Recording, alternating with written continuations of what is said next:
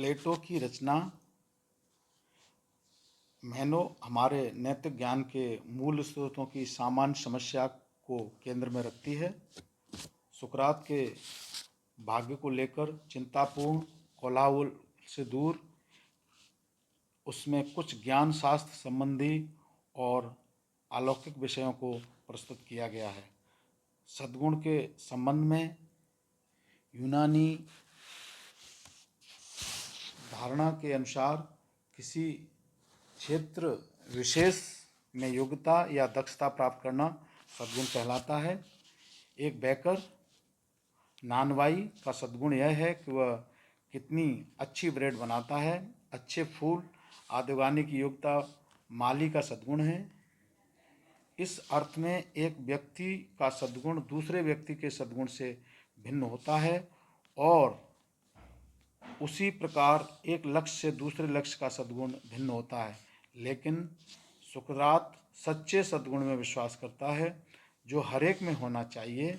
जिस तरह अच्छे स्वास्थ्य का होना जरूरी है, सद्गुण की उस व्यापक धारणा के अंतर्गत साहस, समझदारी या आत्मसंयम जैसे विशिष्ट सद्गुण भी आ सकते हैं। लेकिन फिर भी सद्गुण का कुल मिलाकर किसी ऐसी दक्षता या योग्यता के रूप में एक सटीक सामान्य वर्णन तो किया ही जाना चाहिए जो पूरी तरह मानवोचित हो। लेकिन वह क्या है? संवाद का आरंभ मैनो द्वारा सुकरात के पूछे गए इस प्रश्न से होता है कि क्या सद्गुण सिखाया जा सकता है। सुकरात कहता है कि उसे इस बारे में कुछ भी नहीं पता है कि सद्गुण किसे कहते हैं और जिन लोगों को वह जानता है उनमें से भी किसी को मालूम नहीं है। मैनो जवाब देता है कि सद्गुण हर व्यक्ति के लिए अलग अर्थ रखता है कि उस व्यक्ति को सद्गुणी कहा जा सकता है जिसका आचरण ऐसा हो कि वह नगर में अपने मित्रों की सहायता कर सके, अपने शत्रुओं को चोट दे सके और वह सब करते हुए यह भी ध्यान रख सके कि व्यक्तिगत रूप से उसे कोई हानि न पहुंचाई जाए। वह कहता है कि स्त्री के लिए सद्गुण अलग होता है। उसका अधिकार है घर परिवार को चलाना और अपने पति की आज्ञा का पालन करना। उसके अनुसार बच्चों का अपना सद्गुण होता है और इसी प्रकार वृद्ध लोगों का भी। सुकरात को यह सब कुछ अजीब सा लगता है। उसका विचार है कि कोई सद्गुण ऐसा अवश्य होना चाहिए जो सभी में हो। सुकरात इस विचार को नहीं मानता कि मानवीय सद्गुण व्यक्ति के लिए लिंग भेद या आयु पर निर्भर करता है। वह मैनो को इस विचार की ओर ले जाता है कि सद्गुण सभी में समान होते हैं कि आत्मसंयम बरतना और न्याय, दूसरों को हानि पहुंचाने से बचना जैसे सद्गुण बच्चों व बूढ़ों में भी होते हैं। मैनो का तर्क है कि सद्गुण अच्छी चीज़ों की इच्छा करना और उन्हें पाने की शक्ति है। सुकरात कहता है कि इससे एक दूसरा प्रश्न उत्पन्न होता है कि बहुत से लोग बुराई की पहचान नहीं कर पाते हैं। तब चर्चा इस ओर मुड़ जाती है कि इस तथ्य को कैसे स्पष्ट किया जाए कि बहुत से लोग अच्छाई एवं बुराई में फर्क नहीं कर पाते और अच्छे को बुरा तथा बुरे को अच्छा समझ लेते हैं। सुकरात मैनो को यह विचार करने के लिए कहता है कि क्या वास्तव में अच्छा बनने के लिए जरूरी है कि अच्छी चीज़ों को ईमानदारी से प्राप्त किया जाए। सुकरात एक और प्रश्न करता है कि सद्गुण क्या एक है या अनेक। मैनो में सद्गुण की कोई संतोषजनक परिभाषा सामने नहीं आती है। तथापि सुकरात टिप्पणियों से पता चलता है कि उसके विचार में सद्गुण की संतोषजनक परिभाषा एकात्मक होनी चाहिए, न कि सद्गुण के विविध रूपों की सूची।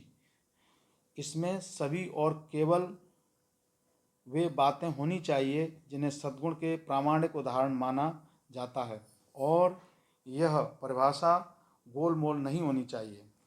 जब मैनो कहता है कि सद्गुण का मतलब केवल अच्छी चीज़ों की इच्छा करना है, सुकरात तर्क देता है कि ऐसा नहीं है हो सकता।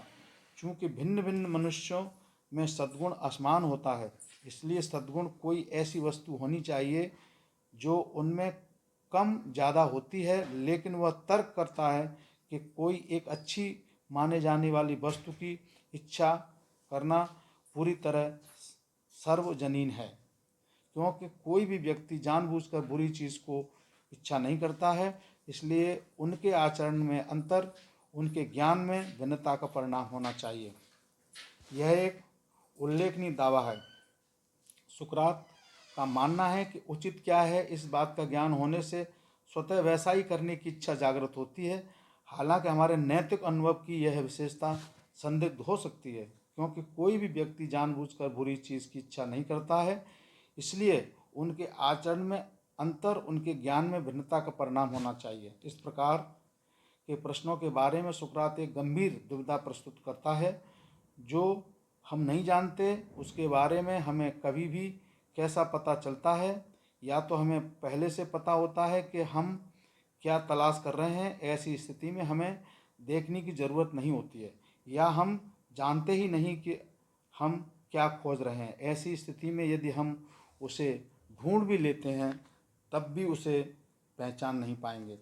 ज्ञान का विरोधाभास है कि हमारे स्वभाव और कार्य के बारे में अधिकांश मूलभूत प्रश्नों में हमारे लिए कुछ भी जान पाना लगभग असंभव हो जाता है। सुकरात के विचार में इससे बचने का एकमात्र उपाय यह स्वीकार करना है कि हम पहले से जानते हैं, और जो हमें जानना चाहिए। स्मरण शक्ति का सिद्धांत है कि एक धारणा है कि हमारा अत्यंत मौलिक ज्ञान हमें तब प्राप्त होता है जब हम आत्मा के किसी पिछले अस्तित्व के दौरान शाश्वत वास्तविकताओं के साथ परिचय या जानकारी को स्मृति में वापस लाते हैं। सुकरात मैनो से पूछता है कि क्या उसका गुलाम नौकर यूनानी भाषा बोलता है, और जब मैनो उसे आश्वस्त करता है कि उसका जन्म और पोषण उसके ही घर में हुआ, तब सुकरात स्वाभाविक ज्ञान के लिए बहस के संबंध में पाश्चात्य दर्शन का एक अत्यंत प्रभावशाली संवाद शुरू कर देता है। सुकरात जमीन में ज्यामितीय आकृतियां खींचकर दर्शाता है कि वह गुलाम शुरू में यह नहीं जान पाता है कि वर्ग का क्षेत्रफल 2 बार कैसे निकाला जाता है। गुलाम लड़के के साथ उदाहरण को देखने के बाद मैनो सुकरात को बताता है कि उसके विचार में सुकरात का स्मरण शक्ति वाला सिद्धांत सही है, जिसके उत्तर में सुकरात कहता है, मैं मानता हूँ मैं ठीक हूँ। मुझे उस पूरी कहानी के बारे में शपथ उठाने की आवश्यकता नहीं है, लेकिन जिस एक बात के लिए मैं जब तक संभव हो कथनी और करनी में लड़ने को तैयार हूँ, वह इस प्रकार है कि यदि हम उसकी खोज करना उचित समझें जो हम नहीं जानते हैं, तो हम अवश्य ही अधिक अच्छे, अधिक साहसी और अधिक क्रियाशील इंसान बन जाएंगे। शेष भाग 2 में।